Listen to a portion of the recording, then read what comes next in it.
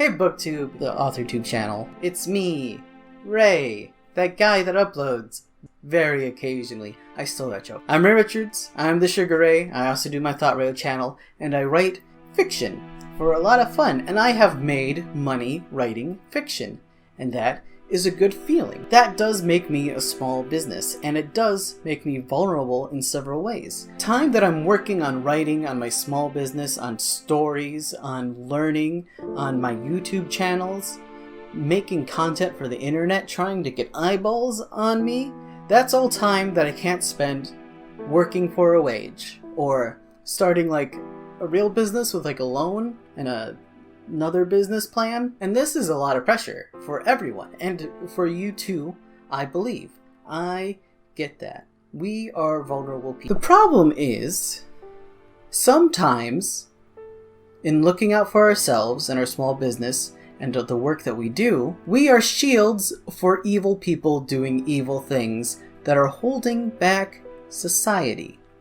An example of this would be the minimum wage. When we talk about raising the minimum wage, that should make us happy. That means people will have more expendable income. That means people will have better lives. People might be able to die less, but also they might have money and power to increase the well-being of their lives, which might mean more small businesses. Unfortunately, what it does mean is for some of us that we have to pay people more for our small business. It can be hard to look at a macro benefit to more people having a better quality of life when you think it's directly hurting you or directly in your way. And there's several ways that this can be framed in a way that will make it seem threatening to you and small businesses and Americans, but when really it's going to hurt the big corporations the most, but benefit the people. These things are also very rarely framed as that dichotomy,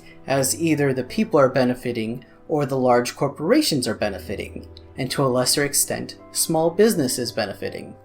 So this is the kind of thing where they'll complain about taxes being raised, and specifically taxes raised on the wealthy.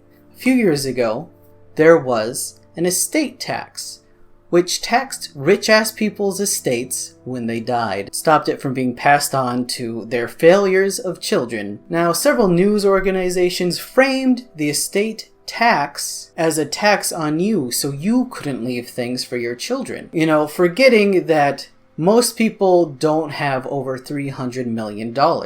And also that most people don't have estates. Like, if your amount of property isn't referred to as a mansion or estate, it didn't affect you. It won't affect normal people getting $20,000 to help with their dad's funeral. And it didn't. But that's how it was framed in the news. And so, because they framed it in the way, well, let's take off the frame word. The framing was a lie. Because they lied about what it will do to you, rich people got to stay richer, and that money couldn't go to helping people. Building roads, improving our society, maybe making it so our internet isn't bad all the time. Maybe making it so people don't die on the streets, or people can stay in their houses, or our schools can be well funded with good and accurate books. This is gonna be jarring for a lot of people, and I understand. It's 'cause it is. It's a different way of looking at the world, a brief way, a bleak way of seeing how people are exploited. Touched about it before, cause I can't help it. In my video, How Do We Use Authortube, I talk about how it's weird and awkward, and there's a lot of authors on Authortube, and we all can't just grift each other and try to sell books to each other and hope that that will turn into a bigger career. Authortube should be about a community, giving advice and support and building one another up, but not something where we should be selling things exclusively to each other.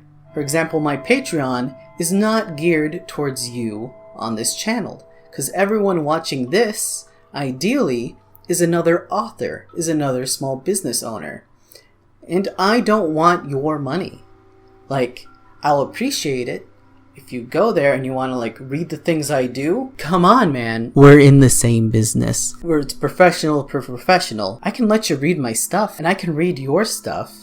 And it doesn't have to be this weird transaction thing. And there's enough people on Authortube that will make that true.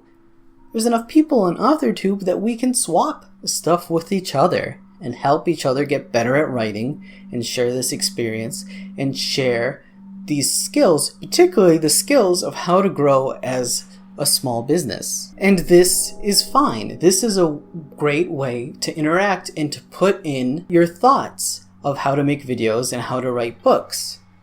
But it's not what YouTube is for.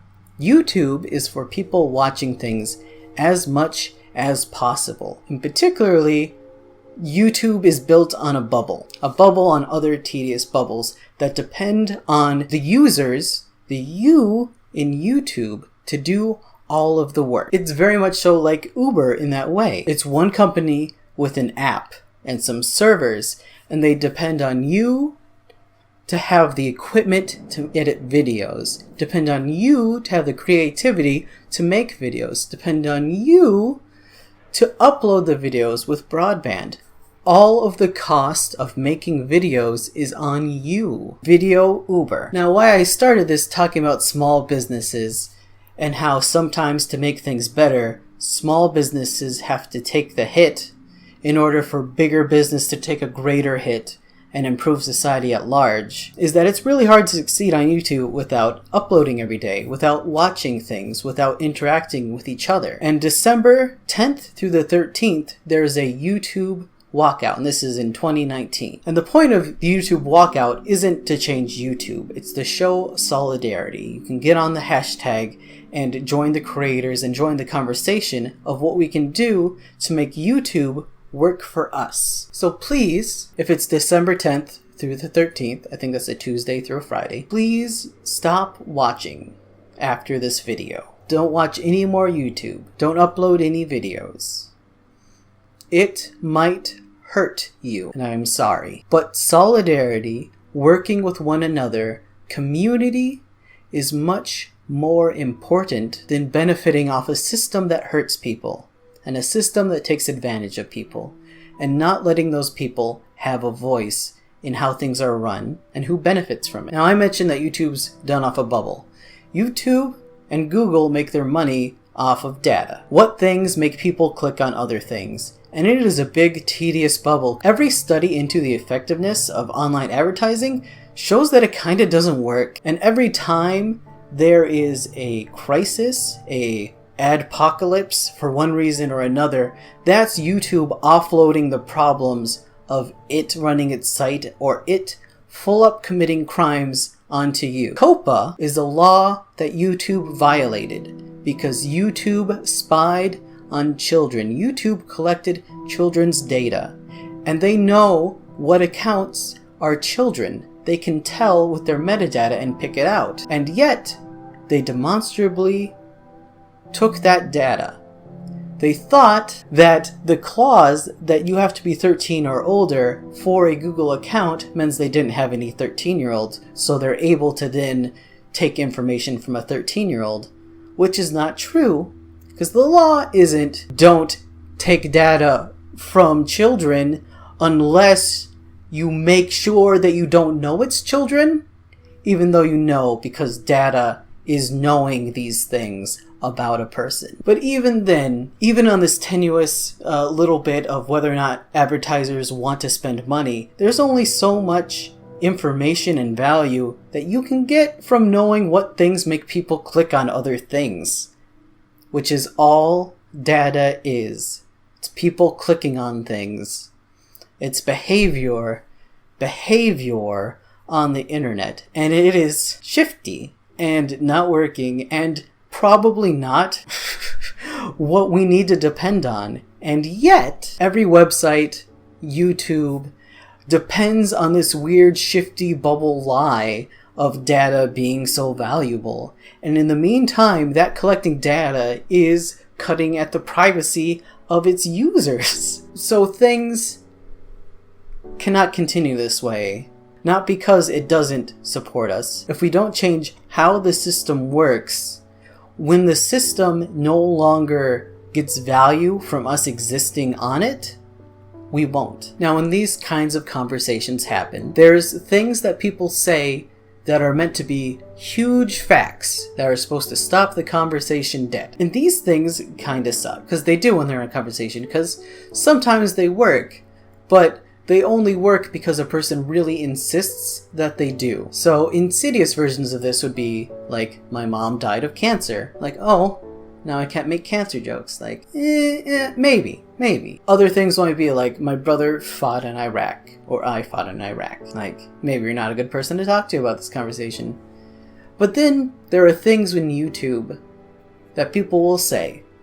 People will say, YouTubers already have a union. People will say, the December 13th, 2019 YouTube walkout didn't work or didn't cause an immediate effect. People will say you can't raise the minimum wage, that will hurt small businesses.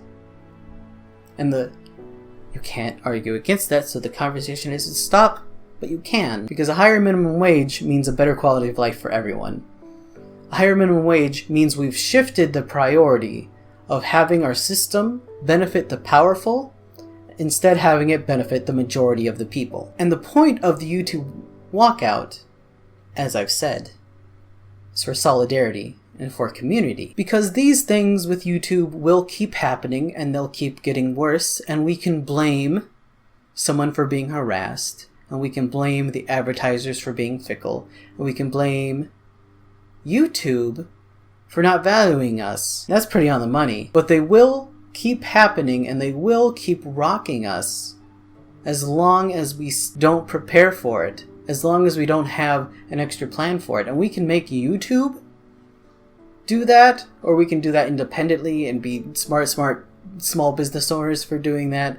But either way, it needs to get done. And either way, I'm here for you. Like, especially on this channel. Especially on Ray Richards, the YouTube channel, the Authortube channel. It's you and me, man. So if it's December 10th, 11th, 12th that you're seeing this 13th, walk out with me, man. We're gonna say some chants in the park. Twitter park? Is that a good joke? Is that the other good thing about doing it from this channel, the small business, channel, is that you have other things you can do anyway. So please stop watching YouTube. Hit a like on here.